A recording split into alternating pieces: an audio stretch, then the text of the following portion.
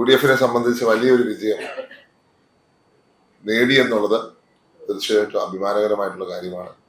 കേരളത്തിലെ ജനങ്ങളോടാണ് നമ്മളിന്ന് കടപ്പെട്ടിരിക്കുന്നത്. കേരളത്തിലെ ജനങ്ങളുടെ വലിയ പിന്തുണ, UDF മുന്നോട്ട് വെച്ച ആ വിഷന്, അതുപോലെ തന്നെ UDF-ന്റെ കൃത്യമായിട്ടുള്ള അസസ്മെന്റ് അത് ജനങ്ങൾ അംഗീകരിച്ചു എന്നുള്ളതാണ്. നമ്മളൊരു 5 വർഷത്തെ UDF ഗവൺമെന്റും 10 വർഷത്തെ LDF ഗവൺമെന്റും തമ്മിൽ താരതമ്യം ചെയ്താൽ മാത്രം മതി UDF LDF തമ്മിലുള്ള വ്യത്യാസം മനസ്സിലാക്കുക. ഒപ്പം 5 വർഷം UDF-ന്റെ പല നേട്ടങ്ങളും എണ്ണി നമുക്ക് പറയാൻ സാധിക്കുമെങ്കിൽ 10 വർഷത്തെ നേട്ടം എന്താണെന്ന് ഇതുവരെ പറയുവാൻ ഈ സർക്കാരിന് സാധിച്ചിട്ടില്ല. അപ്പൊ തീർച്ചയായിട്ടും അതൊക്കെ വിലയിരുത്തിയാണ് ജനങ്ങൾ ഇത്ര മികച്ച ഒരു വിജയം UDF-ന് നൽകിയിരിക്കുന്നത്. തീർച്ചയായിട്ടും ആ ഒരു വിശ്വാസം, പ്രിയപ്പെട്ട ആന്റണി സാർ പറഞ്ഞ കാര്യം ഞങ്ങൾ ഓരോരുത്തരും ഓർത്തിരിക്കുമെന്നാണ് എനിക്ക് പറയാനുള്ളത്. കാരണം ഇത് ഒരു വാണിംഗ് കൂടിയാണ്, ഞങ്ങൾ കൂടിയുള്ള വാണിംഗ്. ആ വാണിംഗ് ഉൾക്കൊണ്ട് തന്നെ പ്രവർത്തിക്കും എന്നാണ് ഞാൻ ഈ തർക്കങ്ങളൊക്കെ ഇന്നോ നാളെയോ അവസാനിച്ച് ഇത് വെടിനിർത്തൽ ഉടനെ പ്രതീക്ഷിക്കാൻ കഴിയും. അല്ല, എവിടെയാ തർക്കം? അങ്ങനെയാണെങ്കിൽ ഈ ഒരു ഞാൻ പറയല്ലേ, ഞാൻ ചോദ്യം ചോദിച്ചല്ലോ, നമുക്ക് ഉത്തരം പറയണ്ടേ? തർക്കം എവിടെയാ? ഒരു തർക്കമില്ല. ഞങ്ങൾ നിയമസഭാ കക്ഷി നാളെ കൂടും, ആ നിയമസഭാ കക്ഷി തീരുമാനമെടുക്കും. ഒരു തർക്കം ഉണ്ടാവില്ല. നല്ല രീതിയിൽ നല്ലൊരു മുഖ്യമന്ത്രിയെ ആരാണോ MLA-മാര് പിന്തുണയ്ക്കുന്നത്, ആരാണോ ഹൈക്കമാൻഡ് പിന്തുണയ്ക്കുന്നത്, ജനങ്ങൾ തെരഞ്ഞെടുത്ത ആരാണോ അത് നിയമസഭാ കക്ഷി കൂടി തീരുമാനിക്കും. അതിനകത്ത് എവിടെ തർക്കം? ഞങ്ങൾക്ക് ആർക്കും തർക്കത്തെ കുറിച്ച് അറിവില്ല. പക്ഷെ കഴിഞ്ഞ 1 മാസമായിട്ട് ഈ ഇലക്ഷന് മുമ്പ് തൊട്ട് മാധ്യമങ്ങളിൽ ഇങ്ങനെ തർക്കം വരുന്നുണ്ട്. ഓരോരുത്തർക്ക് അവരുടെ അഭിപ്രായം കാണും. പക്ഷെ അത് തർക്കമാണെന്ന് പറയാൻ പറ്റുമോ? വഴക്കാണെന്ന് പറയാൻ പറ്റുമോ? ഞങ്ങൾക്ക് ഓരോരുത്തർക്കും ഞങ്ങളുടെ അഭിപ്രായമുണ്ട്. അഭിപ്രായം പറയും. അഭിപ്രായത്തിന്റെ സമന്വയം ഉണ്ടാകും. അങ്ങനെയല്ല എല്ലാ പ്രാവശ്യവും. പുതിയ എന്തെങ്കിലും നടക്കുന്നുണ്ടോ? ഒന്നുമില്ല. അപ്പൊ പണ്ടത്തെയൊക്കെ വെച്ച് നോക്കുമ്പോൾ ഒത്തിരി പ്രശ്നങ്ങൾ കുറഞ്ഞ ഒരു സാഹചര്യമാണ്. ഒരു പ്രശ്നം ഉണ്ടാകത്തില്ല. ഞങ്ങളുടെ മുഖ്യമന്ത്രിയെ, നമ്മുടെ നാടിന്റെ മുഖ്യമന്ത്രിയെ നമുക്ക് കിട്ടും. വളരെ സമർത്ഥമായ രീതിയിൽ അദ്ദേഹം വരുന്ന 5 വർഷവും ഭരിക്കും എന്ന കാര്യത്തിൽ യാതൊരു സംശയം. ഈ ഇലക്ഷനുമായി ബന്ധപ്പെട്ട ഒരു കമന്റ് ഞാൻ പറഞ്ഞിട്ട് ബാക്കി അങ്ങോട്ട് പോകാം. ഇലക്ഷൻ കമ്മീഷൻ ഇലക്ഷൻ നടത്തുന്ന വിധം ഒന്നുകൂടെ പരിഷ്കരിച്ചാൽ കൊള്ളാം എന്നുള്ള അഭിപ്രായം എനിക്കുണ്ട്. കാരണം ഇതിനകത്തുള്ള എല്ലാവരെയും ഇൻവോൾവ് ചെയ്യിച്ച് തീരുമാനങ്ങൾ എടുക്കാനും മാറ്റങ്ങളൊക്കെ കൊണ്ടുവരുവാനും സാധിക്കണം. ഞാൻ ഏറ്റവും അവസാനത്തെ ഒരു ഇൻസ്റ്റൻസ് ഉണ്ട്, ഞാൻ അതിലേക്ക് പോകുന്നില്ല. കാരണം പലതരത്തിലുള്ള നിയമങ്ങളും പാലിക്കാതാണ് എന്റെ കാര്യത്തിൽ ഞാൻ പറയും, പുതുപ്പള്ളിയുടെ കാര്യത്തിൽ ചില കാര്യങ്ങൾ നടന്നിട്ടുള്ളത്. ഞാൻ സ്പെസിഫിക് ആയിട്ട് പോകുന്നില്ല. അപ്പൊ ഇച്ചൂടൊന്ന് ആൾക്കാർക്ക് മനസ്സിലാക്കാത്ത രീതിയിൽ കുറച്ചുകൂടെ പീപ്പിൾ ഫ്രണ്ട്ലി ആയും കാൻഡിഡേറ്റ് ഫ്രണ്ട്ലി ആയും കാര്യങ്ങൾ നടത്തണം എന്നുള്ള ഒരു റിക്വസ്റ്റ് ഉണ്ട്. അത് കേരളത്തിന് മാത്രമല്ല, ഇന്ത്യയിലോട്ടൊക്കെ അത് കോൺഫിഡൻസിനെ ബാധിക്കുന്ന ഒരു പ്രശ്നമാണ്. അപ്പൊ കോൺഫിഡൻസ് നിലനിർത്തുവാൻ തീർച്ചയായിട്ടും ഇലക്ഷൻ കമ്മീഷൻ ശ്രമിക്കണം. കാരണം എന്നും ഇന്ത്യയുടെ പേര് നിലനിർത്തിയിട്ടുള്ള സ്ഥാപനമാണ് ഇലക്ഷൻ കമ്മീഷൻ. അപ്പം എവിടെയെങ്കിലും ഒരു വിശ്വാസക്കുറവ് വരുന്നുണ്ടെങ്കിൽ ചിലപ്പോൾ അതൊരു ഉദ്യോഗസ്ഥരുടെ നേതൃത്വത്തിൽ നടക്കുന്ന ഒരു ഒരു പ്രവർത്തനമായതുകൊണ്ടായിരിക്കാം അങ്ങനെ വരുന്നത്. ജനവികാരം കൂടി ഉൾക്കൊണ്ടുകൊണ്ട് ചില കാര്യങ്ങൾ തീരുമാനിക്കണം എന്നാണ് എനിക്ക് ഇലക്ഷന്റെ നടത്തിപ്പിനെ കുറിച്ച് ഒന്ന് സൂചിപ്പിക്കാനുള്ളത്. പിന്നെ പുതുപ്പള്ളിയെ സംബന്ധിച്ച് ഞാൻ തുടക്കത്തിൽ തന്നെ ഒരു കാര്യം, ഞാൻ MLA ആദ്യമായി തെരഞ്ഞെടുക്കപ്പെട്ട തൊട്ട് എന്റെ ഫസ്റ്റ് പ്രയോറിറ്റി പുതുപ്പള്ളി ഒരു സ്പോർട്സിന്റെ സെന്റർ ആക്കണം എന്നുള്ളതായിരുന്നു.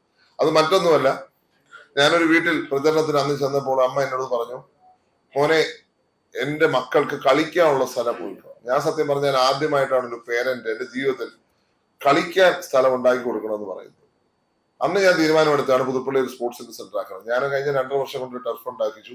അവിടെ കുട്ടികൾക്ക് ഫ്രീ ആയിട്ട് കൊടുക്കണമെന്ന് പറഞ്ഞു. ഇപ്പൊ രണ്ടാമതൊരു ടർഫ് ഉണ്ടാക്കാനുള്ള ശ്രമത്തിലാണ്. അതിനോട് ചേർന്നാണ് നമ്മൾ ഒരു ഇന്റർനാഷണൽ അല്ലെങ്കിൽ ഒരു നാഷണൽ ലെവലിലുള്ള സ്റ്റേഡിയം അതിന് സ്ഥലം വിട്ടു തരുവാൻ കുറച്ചുപേര് മാനസികമായിട്ടെങ്കിലും തയ്യാറാണെന്ന് എൻ്റെ അടുത്ത് പറഞ്ഞു.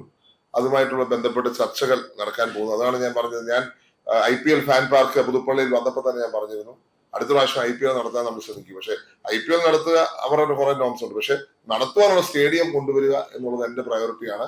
ആ പ്രയോറിറ്റിയിലേക്ക് ഞാൻ കടന്നു. 2.5 വർഷമായിട്ട് ഞാൻ എന്റെ പ്രവർത്തനത്തിലായിരുന്നു. ഇന്ന് അടുത്ത സ്റ്റേജിലേക്ക് എത്തും എന്ന് ഞാൻ പ്രതീക്ഷിക്കുകയാണ്. എന്തായാലും അടുത്ത 2.5 വർഷം കൊണ്ട് തന്നെ പുതുപ്പള്ളിയിൽ ഒരു സ്റ്റേഡിയം, അത് ദേശീയ തലത്തിലുള്ള അല്ലെങ്കിൽ അന്താരാഷ്ട്ര നിലവാരത്തിലുള്ള സ്റ്റേഡിയം വരും എന്നുള്ള പൂർണ്ണമായ പ്രതീക്ഷ എനിക്കുണ്ട്. അപ്പൊ അങ്ങനെയുള്ള ഞാൻ പറയുന്ന സ്പോർട്സിനെ അടിസ്ഥാനപ്പെടുത്തിയ ഒരു എക്കോണമി അത് കേരളത്തിന് ഗുണകരമായിരിക്കുമെന്നാണ് എന്റെ അഭിപ്രായം. കാരണം നമുക്ക് വലിയ ഇൻവെസ്റ്റ്മെന്റ്സ് അതുപോലെ വലിയ ഇൻഡസ്ട്രിയലൈസേഷൻ നടക്കാൻ പറ്റാത്തൊരു സാഹചര്യത്തിൽ സ്പോർട്സിൽ ആൾക്കാരുടെ ഇൻവോൾവ്മെന്റ് ഉണ്ട്, കുട്ടികളുടെ ഇൻവോൾവ്മെന്റ് ഉണ്ട്, ചെറുപ്പക്കാരുടെ ഇൻവോൾവ്മെന്റ് ഉണ്ട്, അവിടെ ജോലിക്ക് സാധ്യതയുണ്ട്. നമ്മളിപ്പം കഴിഞ്ഞ 5 വർഷക്കാലത്തിൽ ഏറ്റവും ഉയർന്നു കേട്ട പേരാ മെസ്സിയെ കൊണ്ടുവരിക എന്നുള്ളത്. മെസ്സി വന്നു, പക്ഷെ നമ്മുടെ നാട്ടിലൊഴിച്ച് ബാക്കി എല്ലാ നാട്ടിലും വന്നുപോയി. ഞാൻ പറയുന്നത് നമുക്കിനി നമ്മുടെ നാട്ടിൽ നിന്ന് ഒരു മെസ്സി ഉണ്ടാവണം. ഞാൻ അന്ന് തൊട്ട് പറയുന്ന ഒരു കാര്യം, നമ്മുടെ നാട്ടിൽ നിന്ന് മെസ്സി ഉണ്ടാവണം. ആ മെസ്സി വന്ന് പോയപ്പോൾ തന്നെ ഇവിടുന്ന് ഒരു 16-20 കോടി രൂപ കൊണ്ടാണ് അങ്ങോട്ട് പോയിരിക്കുന്നത്. 4 സ്ഥലത്ത് 4 ദിവസം ചെലവഴിച്ചതിനാണ് 20 കോടി അല്ലെങ്കിൽ 30 കോടി. അവർക്കുള്ള നേട്ടം അങ്ങനെയാണ്. ഞാൻ പറയുന്നത് നമ്മുടെ നാട്ടിൽ നിന്ന് ഒരു മെസ്സി അല്ലെങ്കിൽ അങ്ങനെ ഒരു പ്രോജക്റ്റ് കൂടി ചെറുപ്പക്കാരെ കൂടുതൽ സ്പോർട്സിലേക്കും നമുക്ക് നയിക്കുവാൻ സാധിക്കുന്ന രീതിയിൽ കൊണ്ടുവരുവാൻ സാധിക്കും. അപ്പൊ അതുകൊണ്ട് തന്നെ പുതുപ്പള്ളിയിൽ ആ ഒരു പ്രധാനപ്പെട്ട ഒരു അജണ്ട അത് തന്നെയാണ്. 2, ഞാൻ പറഞ്ഞിട്ടുള്ള കാര്യം, ഇവിടെ നമുക്കൊരു IT-യുടെ ഹബ്ബ് കോട്ടയത്തിന് വേണം, അത് പുതുപ്പള്ളിയിൽ വേണം എന്നുള്ളൊരു ആഗ്രഹം ഞാൻ ഇതിനു മുമ്പ് പ്രകടിപ്പിച്ചിട്ടുണ്ട്. ഞാൻ എൻ്റെ ആദ്യത്തെ പ്രസംഗത്തിൽ പറഞ്ഞതും അന്നത്തെ ഗവൺമെന്റിനോട് പറഞ്ഞത്, ഞാൻ സ്ഥലം വിട്ടുതരാം, ഞങ്ങൾക്ക് ഒരു IT ഹബ്ബ് വേണം. കാരണം ലോകത്തിൽ തന്നെ ഏറ്റവും ശമ്പളം മേടിക്കുന്ന ഒരു മലയാളി ശ്രീ തോമസ് കുര്യൻ, പാമ്പാടിക്കാരനാണ്, പുതുപ്പള്ളിയിൽ നിന്നാണ്. അദ്ദേഹം പോയി അമേരിക്കയിൽ പോയി ഒത്തിരി നാൾ അവിടെ പ്രവർത്തിച്ചു, വലിയ ഉയർന്ന നില നിൽക്കുന്നു. ഗൂഗിൾ ക്ലൗഡിന്റെ CEO ആണെന്നാണ് ഞാൻ മനസ്സിലാക്കുന്നത്. അദ്ദേഹത്തിന്റെ സഹോദരനും അതുപോലെ തന്നെ ഒരു IT കമ്പനിയുടെ ആളാണ്. പക്ഷേ അദ്ദേഹം ഇൻവെസ്റ്റ്മെന്റ് കൊണ്ടുവന്നപ്പോൾ 1,50,000 കോടിയുടെ ഇൻവെസ്റ്റ്മെന്റ് കൊണ്ടുവന്നപ്പോൾ ആന്ധ്രയ്ക്കാണ് കൊണ്ടുവന്നത്. അപ്പൊ ഞാൻ പറഞ്ഞത്, നമുക്ക് നമ്മുടെ നാട്ടിൽ തന്നെ അതിനുള്ള സാഹചര്യം ഒരുക്കിയില്ലെങ്കിൽ പിന്നെ നമ്മുടെ ചെറുപ്പക്കാരൊക്കെ ഇവിടെ നമ്മൾ പഠിപ്പിച്ച് വിടുന്നതിന് അർത്ഥം എന്താ? അതുകൊണ്ട് നമുക്ക് ഇവിടെ ജീവിക്കുവാൻ, എന്നും വിദേശത്ത് പോയി നമുക്ക് ജീവിക്കാൻ പറ്റുമോ? അതുകൊണ്ട് നമ്മുടെ നാട്ടിൽ തന്നെ തലയുയർത്തി ജീവിക്കുവാനുള്ള IT രംഗത്ത് സാഹചര്യം ഒരുക്കുവാൻ ഒരു IT ഹബ്ബാണ് 2ാമത്തെ പ്രയോറിറ്റി. 3ാമത്തെ പ്രയോറിറ്റി ഒരു സ്പിരിച്വൽ റിലീജിയസ് സെന്റർ ആക്കി പുതുപ്പള്ളി ഉയർത്തുക എന്നുള്ളതാണ്. അനവധി ക്ഷേത്രങ്ങളും ദേവാലയങ്ങളും ഒക്കെ ഉള്ള ഒരു സ്ഥലമാണ്. അതിന്റെ പ്രത്യേകിച്ച് വെണ്ണിമല രാമലക്ഷ്മണ ക്ഷേത്രം ഞാൻ MLA ആയപ്പോൾ തൊട്ട് എൻ്റെ ഒരു ഫസ്റ്റ് പ്രയോറിറ്റി പെട്ടൊരു കാര്യമാണ്. സർക്കാർ സഹായിച്ചിട്ടില്ല. ഞാൻ കല്യാൺ ജുവലേഴ്സിൽ നിന്ന് 15 ലക്ഷം രൂപ അതിന് അനുവദിച്ചു കൊടുത്തിട്ടുണ്ട്.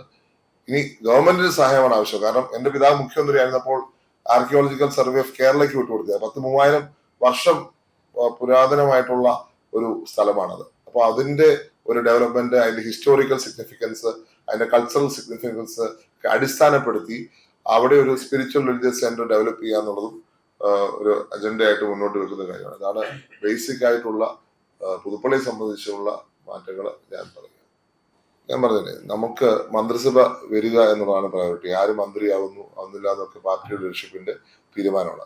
അതൊരു പ്രയോറിറ്റി അല്ല. ഞാൻ ഇലക്ഷൻ ദിവസവും വോട്ടിംഗ് ദിവസവും ഞാൻ പറഞ്ഞത്, ആര് മന്ത്രിയായാലും ഇല്ലേലും UDF-ന് ഉമ്മൻചാണ്ടിക്ക് ശേഷം ഒരു മുഖ്യമന്ത്രിയാവും വരും എന്ന് ഞാൻ പറഞ്ഞത്. നമുക്ക് അതാണ് പ്രയോറിറ്റി. പിന്നെ മന്ത്രിസഭയുടെ കാര്യമൊക്കെ മുഖ്യമന്ത്രിയും ലീഡർഷിപ്പും എടുത്ത് തീരുമാനിക്കേണ്ട കാര്യങ്ങളാണ്. ഞാൻ പറഞ്ഞില്ല, എന്നെ സംബന്ധിച്ച ഒരു പ്രയോറിറ്റിയല്ല. കേരളത്തിലെ ജനങ്ങൾ മൊത്തം വോട്ട് ചെയ്തിട്ടാണ് ഈ തെരഞ്ഞെടുപ്പ്. ഹിന്ദുവും മുസ്ലിം ക്രിസ്ത്യാനിയും മതമില്ലാത്തവരും ജൈനനും പാർസി കൊണ്ട് വോട്ട് ചെയ്തിട്ടാണ്. എല്ലാവരും ഒരുമിച്ച് വോട്ട് ചെയ്തത്. കേരളത്തിലെ ജനം, അവരെ മതത്തിന്റെ അടിസ്ഥാനത്തിൽ ഞാൻ ഡിവൈഡ് ചെയ്യുന്നില്ല. കേരളത്തിലെ ജനങ്ങൾ ഈ സർക്കാരിന്റെ 10 വർഷത്തെ ചെയ്തികൾ കണ്ടു മടുത്തിട്ട് CPM-കാർ, നമ്മുടെ ഏറ്റവും വലിയ ഡിവിഷൻ പാർട്ടിക്കാരാണല്ലോ, CPM-കാർ വരെ എതിർത്ത് വോട്ട് ചെയ്തിട്ടാണ് പാർട്ടി കോട്ടകൾ പോലും വീണിരിക്കുന്നത്. സംശയമുണ്ടോ? തളിപ്പറമ്പ് അടക്കമുള്ള പ്രദേശങ്ങൾ നമ്മൾ നോക്കുമ്പോൾ കാണാൻ സാധിക്കുന്ന കാര്യമല്ലേ. ഓർത്ത് നോക്കും, CPM-കാർ തന്നെ ആഗ്രഹിക്കുകയാണ് ഈ ഗവൺമെന്റ് പോകണം. എന്തുകൊണ്ടാ? കാരണം ചോദ്യം ചോദിച്ചാൽ ഉത്തരമില്ല, ചോദ്യങ്ങൾക്ക് മറുപടിയില്ല, വികസനമില്ല. അതുകൊണ്ടാണ് ആ തീരുമാനം ജനങ്ങൾ എടുത്തത്. അപ്പം ഇതിനകത്ത് ജനങ്ങൾ ഒറ്റക്കെട്ടായി എടുത്ത തീരുമാനമാണ്. അതിന്റെ റിസൾട്ട് 79% ആൾക്കാർ വോട്ട് ചെയ്തിട്ട ഒരു തെരഞ്ഞെടുപ്പല്ലേ. ആ തെരഞ്ഞെടുപ്പിൽ ജനങ്ങള് ഇത്ര വലിയ വിജയം കൊടുക്കും. നിങ്ങൾക്ക് തന്നെ അറിയാലോ, ഓരോരുത്തരുടെ മെജോറിറ്റി, ഓരോ സ്ഥലത്തെ മെജോറിറ്റി എടുത്താൽ മതിയല്ലോ. അപ്പൊ അത് ഒരു കമ്മ്യൂണലായിട്ട് നമ്മൾ കാണേണ്ട കാര്യമില്ല. ജനങ്ങളുടെ മൊത്തത്തിലുള്ള പൊതുവായ വികാരമാണ് ഇവിടെ റിഫ്ലക്ട് ചെയ്യുന്നത്. ഞാൻ പറഞ്ഞില്ലേ, ആ ലോക്കൽ സാഹചര്യത്തിൽ അവർ വിജയിച്ചു എന്ന് മാത്രമേ ഞാൻ കരുതുന്നുള്ളൂ. അതിന് അമിത പ്രാധാന്യം ഞാൻ കൊടുക്കുന്നില്ല. അവർ മത്സരിച്ചു, അവർ വിജയിച്ചു എന്നുള്ളത് യാഥാർത്ഥ്യം. അടുത്ത ലോക്കൽ സാഹചര്യം എന്നുള്ളതാണ് ഞാൻ കണക്കാക്കുന്നത്. അതൊരു ചാൻസിൽ ഞാൻ സൈക്കിൾ ഓടിക്കാൻ തീരുമാനിച്ചതാണ് അത്. പക്ഷെ ഇത്രയും ജനത്തിന് അതൊരു അക്സെപ്റ്റൻസ് കിട്ടുമെന്ന് ഞാൻ പ്രതീക്ഷിച്ചതല്ല. 50,000 തന്നെ എനിക്ക് അൺഎക്സ്പെക്റ്റഡാണ്. ഞാൻ കഴിഞ്ഞ പ്രാവശ്യത്തെ കൂടുതൽ മാർജിൻ ഉണ്ടാകുന്ന ഒരു പ്രതീക്ഷ എനിക്കുണ്ടായിരുന്നു. പക്ഷെ SIR ഒത്തിരി വോട്ട് കട്ട് ചെയ്തിരുന്നു എന്ന് എനിക്കറിയാം. ഇപ്പോഴും 10,000 വോട്ട് കട്ടായി പോയിട്ടുണ്ട്. വിദേശ രാജ്യങ്ങളിൽ നിന്ന് 10,000-30,000 പേർക്ക് വരാൻ പറ്റാത്ത, യുദ്ധം കാരണം വരാതെ പറ്റാതിരുന്നിട്ടുണ്ട്. അപ്പൊ അങ്ങനെ ഒരു സാഹചര്യം കൂടി നിന്നിട്ടാണ് ഈ തെരഞ്ഞെടുപ്പ് നടന്നിട്ടുള്ളത്. അപ്പം ഈ സൈക്ലിംഗ് ജനങ്ങൾ ഇത്രയും സ്വീകരിക്കും എന്നുള്ളത് ഞാൻ പ്രതീക്ഷിച്ച ഒരു കാര്യമല്ല. പക്ഷെ അതിനകത്ത് നമുക്ക് ഇച്ചൂടെ ഇലക്ഷന്റെ കാര്യങ്ങൾക്ക് ചെറിയൊരു കുറവ് അവിടെ ഇവിടെയൊക്കെ വരുത്തിയാൽ നല്ലതായിരിക്കും എന്ന് പൊതുജനത്തിന് തോന്നുന്നുണ്ട്. അതിന്റെ കൂടി വിചാരമാണ്, അല്ലെങ്കിൽ അതിന്റെ കൂടി റിസൾട്ടുമാണ് ഈ ഒരു തെരഞ്ഞെടുപ്പ് ഫലമെന്ന് ഞാൻ വിശ്വസിക്കുകയാണ്. തീർച്ചയായിട്ടും പുതുപ്പള്ളിയിലെ ജനങ്ങളോട് ഞാൻ എന്നും കടപ്പെട്ടിരിക്കും, ഇത്ര വലിയ ഒരു വിജയം നൽകി എന്നെ അനുഗ്രഹിച്ചത്.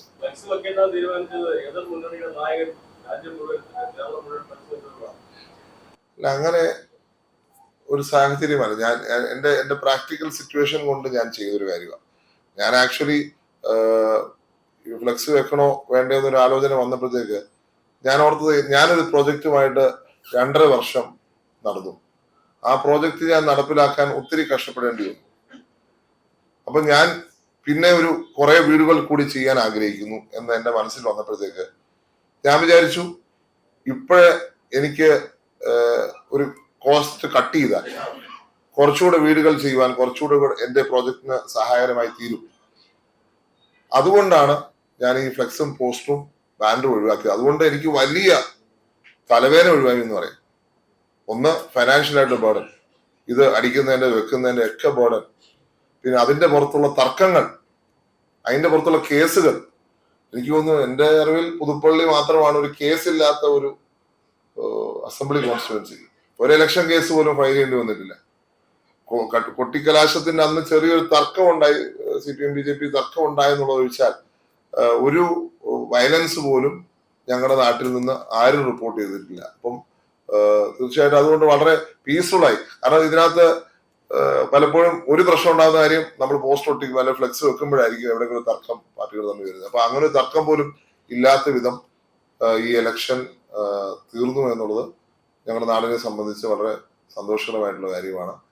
അത് ജനങ്ങൾ പോസിറ്റീവായിട്ട് എടുത്തു. അപ്പം എന്റെ പ്രാക്ടിക്കൽ സാഹചര്യം കൊണ്ട് ഞാൻ എടുത്ത തീരുമാനം, അല്ലാതെ നമ്മളൊരു വെല്ലുവിളിയായിട്ടോ അല്ലെങ്കിൽ ഒരു ആരോടെങ്കിലും എതിർപ്പായിട്ടോ ഒന്നും അത് ചെയ്തതല്ല. പക്ഷെ എന്റെ പ്രാക്ടിക്കൽ ആയിട്ടുള്ള ഒരു ആസ്പെക്ട് കൊണ്ടും ഞാനൊരു മുന്നോട്ട് വർക്ക് ചെയ്യുന്ന ഒരു പ്രോജക്റ്റിനെ അടിസ്ഥാനമാക്കി വെച്ചിരിക്കുകയാണ്. അപ്പം അതുകൊണ്ട് ഒത്തിരി പോസിറ്റീവ് സൈഡ്സ് അതിനുണ്ടായി എന്നുള്ളത് മറുവശമാണ്. ജനവികാരം അല്ലെങ്കിൽ വോട്ടേഴ്സിന്റെ വികാരം കൂടി കണക്കിലെടുക്കേണ്ടതില്ലേ? കോൺഗ്രസിന് CM സ്ഥാനാർത്ഥിയെ തീരുമാനിക്കും, ഹൈക്കമാൻഡും MLA-മാരും മാത്രം മതിയോ അത് തീരുമാനിക്കും? അല്ല, കഴിഞ്ഞ പ്രാവശ്യം എങ്ങനെ തീരുമാനിച്ചത്? CPM അങ്ങനെ തീരുമാനിച്ചു? അല്ല, CPM എങ്ങനെ തീരുമാനിച്ചേ? CPM-ന്റെ ലീഡർഷിപ്പ് എടുത്ത തീരുമാനം. ഇതിനു മുമ്പ് കോൺഗ്രസ് എങ്ങനെ തീരുമാനിച്ചേ? കോൺഗ്രസിന് വ്യവസ്ഥാപിതമായ ഒരു മാർഗമുണ്ട്.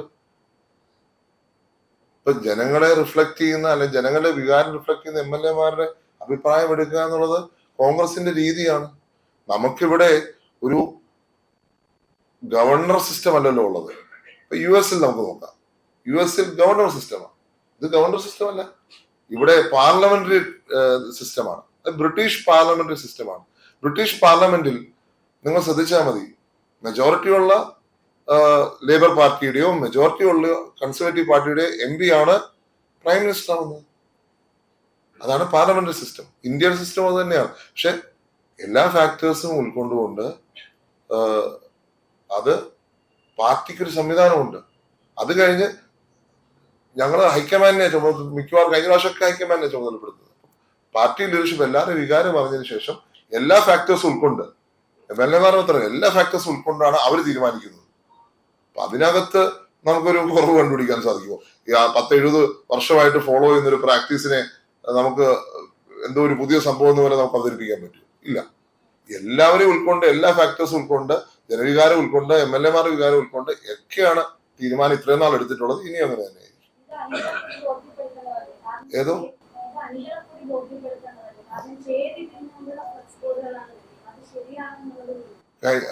നമുക്ക് ഓരോരുത്തർക്കും ഓരോ വികാരങ്ങളുണ്ട്. പ്രത്യേകിച്ച് ഗൾഫിലുള്ള നമ്മുടെ സഹോദരങ്ങൾക്ക്, മറ്റുള്ള സ്ഥലത്തുള്ള സഹോദരങ്ങൾ ചിലപ്പോൾ പെട്ടെന്ന് അവർ റിയാക്ട് ചെയ്യുന്നവരാ. ഒന്നും ഉദ്ദേശിക്കുന്നതല്ല, അവർ പാർട്ടിക്കെതിരായിട്ടോ ഒന്നും പറയുന്നതല്ല. പക്ഷെ അവരങ്ങനെയാണ്. ഫോർ എക്സാമ്പിൾ, കഴിഞ്ഞ പ്രാവശ്യം ഇലക്ഷൻ കഴിഞ്ഞ ഉടനെ ഒരു വിവാദം ഉണ്ടായി. അപ്പൊ എന്റെ ഫാദറിനെ പോലും കോൺഗ്രസിന്റെ അണികൾ ആക്രമിക്കുന്ന കാഴ്ച കണ്ടിട്ടുണ്ടോ? ഇല്ലേ? നിങ്ങൾക്കെല്ലാം ഓർമ്മ കാണുമല്ലോ. കൃത്യം 5 വർഷം മുമ്പ് അതേ ഉമ്മൻചാണ്ടിയാണ് ഇന്ന് അവര് സ്നേഹത്തോടു കൂടി പറയുന്നത്. എല്ലാരും അല്ല, 1% പറയുന്നതിനെ മൊത്തം പാർട്ടിയുടെ ആളാക്കി മാറ്റാൻ പറ്റുമോ? ഇല്ല. ചിലർ അവരുടെ വികാരം പറയുന്നു, അതുകൊണ്ട് എല്ലാം പ്രശ്നമാണെന്നുള്ളത് പറയാൻ പറ്റുമോ? പാർട്ടിക്ക് ഒരു സംവിധാനമുണ്ട്, പാർട്ടിക്ക് ഒരു സിസ്റ്റം ഉണ്ട്. ആ സിസ്റ്റം അനുസരിച്ച് ഉള്ള പ്രോസസ്സ് നടക്കുകയാണ്. ഇവിടെ ഒരു തർക്കവും ഒരു ലീഡറും പുറത്ത് പറഞ്ഞിട്ടില്ലല്ലോ. പിന്നെ നമ്മൾ എന്തിനാ അസ്യൂം ചെയ്യുന്ന അങ്ങനെ ഒരു ഇഷ്യൂ ഉണ്ടെന്ന്? തെരഞ്ഞെടുപ്പ് പ്രവർത്തനങ്ങൾ മുഴുവൻ മുമ്പിൽ നിന്ന് ലീഡ് ചെയ്ത ഒരാളും ഇതൊന്നും ചെയ്യാതെ ദേശീയ നേതൃത്വത്തിന്റെ ഭാഗമായി നിൽക്കുന്ന ഒരാൾ ഈ പിക്ചറിലേക്ക് വരുമ്പോഴല്ലേ ഈ കുഴപ്പം മുഴുവൻ ഇപ്പോ ജനങ്ങൾ പറയുന്നത്? അതൊക്കെ ലീഡർഷിപ്പ് തീരുമാനിക്കട്ടെ, ലീഡർഷിപ്പ് പറയട്ടെ. ഞാൻ അതിനെപ്പറ്റി പറയാനൊന്നുമാണ്. നിങ്ങൾ അതിനു മുമ്പേ തർക്കം ഉണ്ടാക്കിയിട്ടില്ലേ? വിജയം ഉണ്ടാകുന്നതിന് മുമ്പ് തന്നെ നിങ്ങൾ ഉണ്ടാക്കിക്കൊണ്ട് ശോഭ കെട്ടിയിട്ടില്ല. ശോഭ നല്ലപോലെ വിജയത്തിന് മുമ്പേ തർക്കം ഉണ്ടാക്കിച്ചല്ലോ നിങ്ങൾ ഈ വാർത്ത വരുത്തി. കാരണം നിങ്ങൾ പുറത്തിറങ്ങുമ്പോഴാണ് കൂടുതൽ ചർച്ചയാവുന്നത്. കാരണം നിങ്ങൾ തമ്മിലാ ചർച്ച. പ്രകടനപത്രികയിലുള്ള ഈ സ്ത്രീകളുടെ സൗജന്യ യാത്ര ഉൾപ്പെടെ ഇതെല്ലാം സമയബന്ധിതമായി നടപ്പാക്കാൻ കഴിയുമെന്ന് എനിക്ക് തോന്നുന്നുണ്ട്. നമ്മുടെ തെലങ്കാനയിലും കർണാടകത്തിലും നടത്തിയിട്ടുണ്ട്. ഇവിടെയും നമ്മൾ നടത്തും. അടുത്ത മുഖ്യമന്ത്രി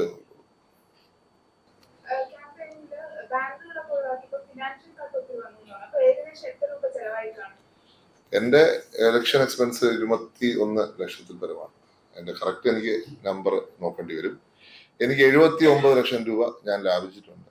അത് ജനങ്ങൾക്ക് ഉപയോഗിക്കുന്നതായിരിക്കും.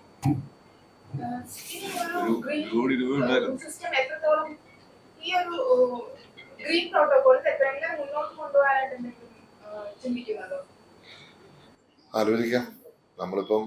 നമ്മളങ്ങനെ ഗ്രീൻ പ്രോട്ടോകോളായിട്ട് തുടങ്ങിയതല്ല. ഞാൻ ചാൻസിന് ഈ സൈക്കിൾ കണ്ടപ്പോൾ എനിക്കൊരു ഫാസിനേഷൻ ആയിട്ട് തോന്നി. ഞാൻ സത്യം പറഞ്ഞാൽ ഒരു 6-7 മാസം മുമ്പ് ഒരു സ്കൂട്ടർ എടുക്കണമെന്ന് തോന്നി. സ്കൂട്ടറിൽ പോകണമെന്ന് ഞാൻ ആഗ്രഹിച്ചിരുന്നു. കുറച്ച് ആൾക്കാരുമായിട്ട് ബന്ധപ്പെടാൻ എളുപ്പം സ്കൂട്ടറാന്ന് വിചാരിച്ച്. പക്ഷെ സ്കൂട്ടറൊന്നും എനിക്ക് പിടിച്ചില്ല. അങ്ങനെ ഇരിക്കുമ്പോഴാണ് ഈ എന്താ പറയുക ഇലക്ട്രിക് ഹൈബ്രിഡ് സൈക്കിൾ കാണുന്നത്. അപ്പൊ ചവിട്ടുകയും ചെയ്യാം, നമുക്ക് സ്പീഡ് കിട്ടുകയും ചെയ്യും മോട്ടോർ ഉപയോഗിച്ച്. ഇത് കണ്ടപ്പോൾ എനിക്കൊരു ഫാസിനേഷൻ തോന്നി. അതുകൊണ്ടാണ് ഞാനത് മേടിച്ച് ഞാൻ അതിൽ യാത്ര തുടങ്ങിയത്. അപ്പൊ ഇച്ചൂടെ ആൾക്കാരുമായിട്ട് ഞാൻ രാവിലെ 6 മണിക്ക് പോകുമായിരുന്നു. രാവിലെ 6 മണിക്ക് തന്നെ വീട്ടിൽ MLA വന്ന് നിൽക്കുമ്പോൾ സ്വാഭാവികമായിട്ട് ആൾക്കാർക്ക് ഒരു സന്തോഷമാണ്. അതുകൊണ്ടാണ് അങ്ങനെ കണ്ടിന്യൂ ചെയ്തത്. ഇനിയും എന്ത് വേണം എന്നുള്ളത് നമുക്ക് ആലോചിക്കാം. ഇവിടെ വേണമെങ്കിൽ സൈക്കിളിലാക്കാം. തിരുവനന്തപുരത്ത് യാത്ര, അസംബ്ലിയിലോട്ട് യാത്ര വേണമെങ്കിൽ സൈക്കിളിലാക്കാം എന്നൊരു ആലോചനയുണ്ട്. ഫുൾ ടൈം പറ്റുമോ എന്ന് എനിക്ക് തോന്നുന്നില്ല. പക്ഷെ സൈക്കിൾ പോകുന്നതിന് നല്ല ഐഡിയ. ഗ്രീൻ പ്രോട്ടോകോൾ പറഞ്ഞുകൊണ്ടാണ് പറഞ്ഞത്.